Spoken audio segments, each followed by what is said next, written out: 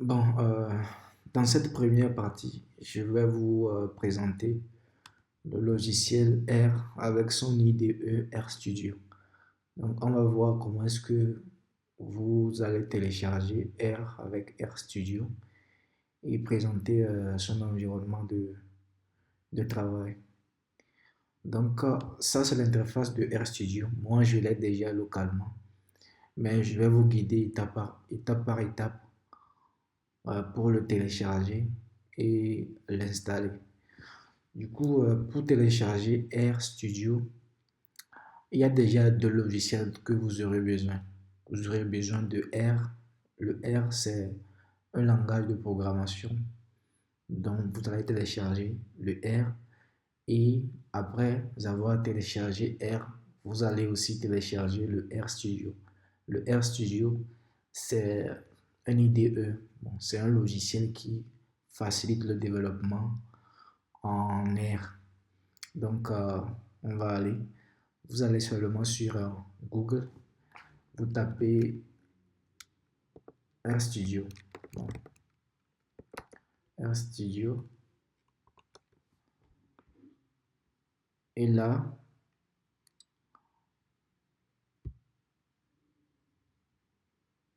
vous cliquez sur le premier lien qui s'apparaît ici.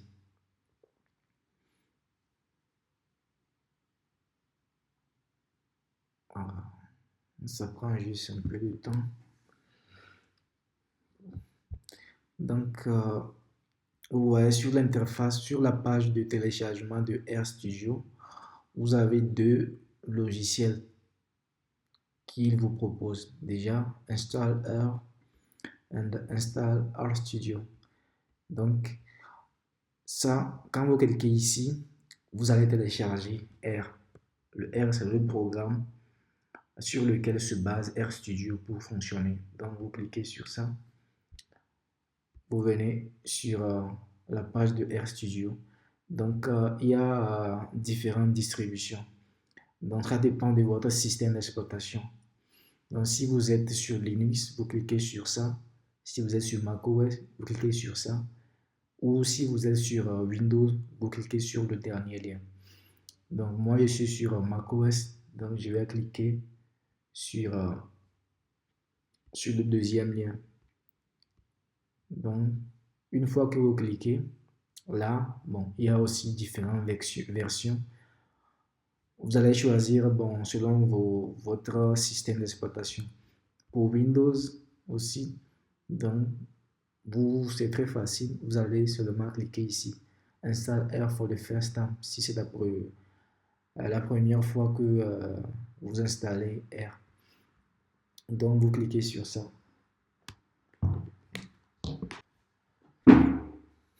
Maintenant, si vous avez choisi la version convenable, bon, je vais stopper ça parce que j'ai déjà ça sur mon local. Bon, je stoppe ça.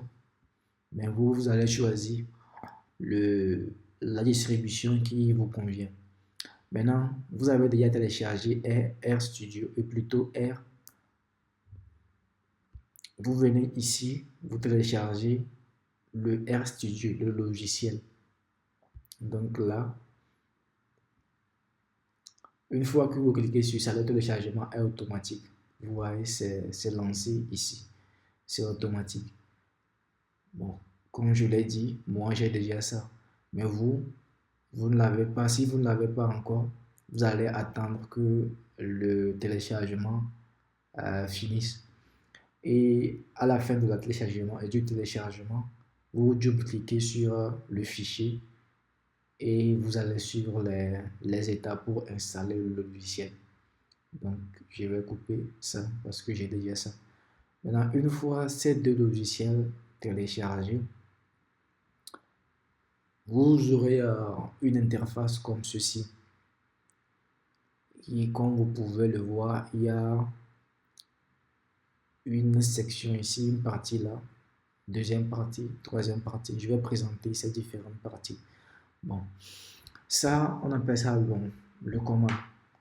La partie où vous pouvez taper les commandes de R. Les commandes, ce sont des instructions que vous écrivez en R que le logiciel va interpréter et afficher un résultat, effectuer une opération en conséquence. Par exemple, en R, si je vais taper affiche quelque chose, il y a la fonction print qui permet d'afficher un message. Print par exemple, merci. Donc voilà comment R fonctionne en commande. Donc la fonction là, bon, cette instruction, ça veut dire simplement affiche-moi merci. Et il a affiché merci. Si je lui demande affecte-moi 3 à A, il a affecté 3 à A et affiche A.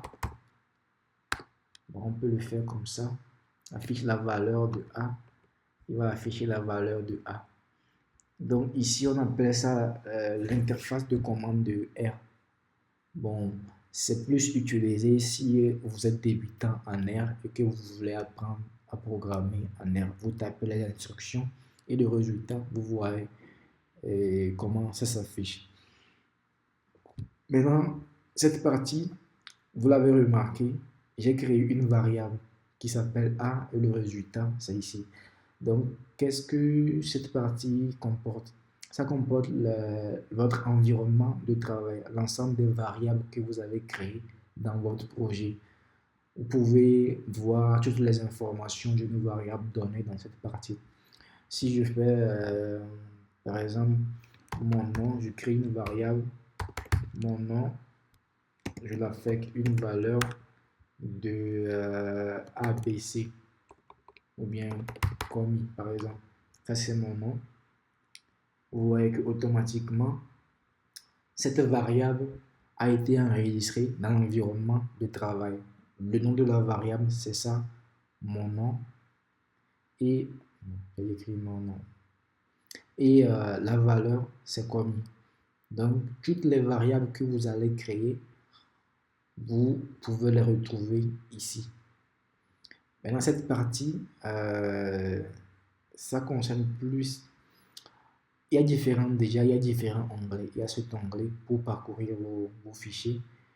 Il y a cet onglet-là. Là, vous pouvez voir le résultat de vos graphiques et les packages, les logiciels dont dépend votre projet. Vous pouvez les voir ici. Et c'est tout ce dont on aura besoin. Maintenant, comment est-ce que vous pouvez créer un projet sur R? Déjà, R supporte différents types de fichiers, il faut le savoir. Si vous voulez créer un fichier, vous venez ici déjà, File. Donc, New File, vous voyez qu'il y a différents types de fichiers que vous pouvez créer. Mais ce qui nous intéresse ici, c'est le fichier de R.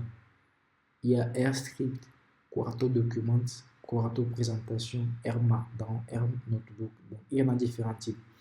Mais ce que j'utilise plus souvent, c'est Quarto Document. Quarto Document, c'est une version améliorée de RScript avec R Markdown ou R Notebook. Donc, c'est ça on va utiliser couramment dans la suite de cette formation. Donc, si vous voulez créer un document sur R, il suffit de cliquer sur Quarto Document. Une boîte de dialogue va s'ouvrir dans quelques instants et ça va vous demander les informations que vous voulez sur votre document. Donc, le titre, je vais nommer par exemple analyse. L'auteur, bon, c'est optionnel, mais je peux aussi mettre mon nom. Et le Quarto Document, ça vous permet de spécifier le type de document que vous voulez générer à la fin de votre analyse. Si vous faites une analyse, à la fin, vous pouvez choisir quel type de document serait généré.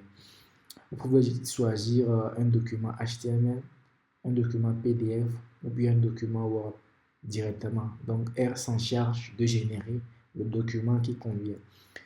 Donc, le Quarto Document, c'est plus utilisé pour faire des rapports, des présentations et tout. Ici, vous voyez que vous pouvez aussi générer une présentation.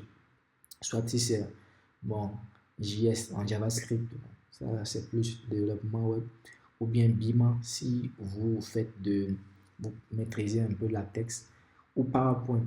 Donc, vous pouvez générer directement le type de document que vous voulez avec Quarto Document. Moi, je retourne ici, je vais choisir PDF parce que c'est un PDF que je veux générer. Et là, bon, on appelle ça le moteur qui va générer le document. Bon, Knitre, c'est pour R. Jupyter, ça c'est pour Python, si vous utilisez Python dans l'écriture de vos codes. Bon, c'est pas Python qui nous intéresse ici, c'est R. Donc, on choisit Knitre. Et vous cliquez sur Create. Et là, directement, une autre partie va s'afficher. Vous voyez toutes les informations sur le document est là. Donc le nom le titre du document, l'auteur, le format qui sera généré, l'éditeur qui est visuel. Et maintenant, ça, ce sont des descriptions de votre document.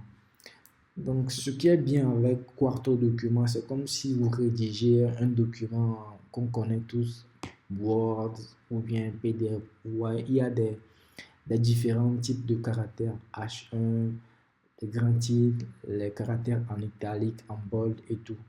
Donc, au fur et à mesure que vous écrivez vos codes, vous pouvez les commenter. Et bon, nous, on n'a pas besoin de ça, on va les supprimer. Mais si je veux mettre quelque chose, je peux directement ajouter, par exemple, normal. Je vais mettre titre. Titre, je choisis le titre. Non, je vais choisir ça comme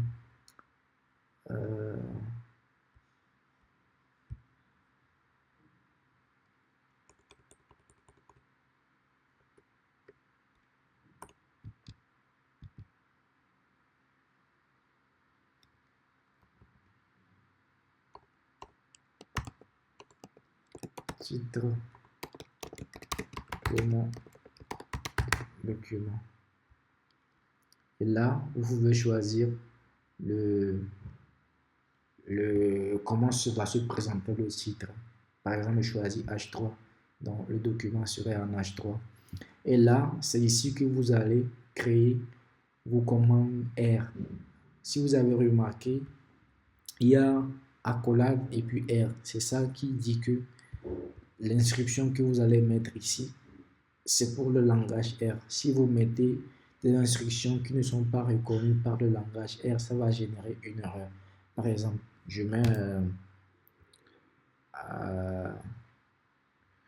quoi ça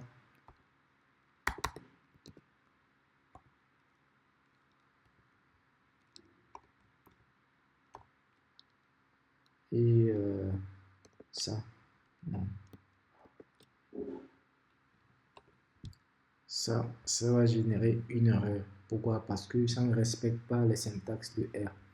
Mais si je mets print ABC, ça respecte le syntaxe de R, ça va afficher ABC. Donc, au fur et à mesure que vous avancez, si vous avez besoin des cellules dans lesquelles mettre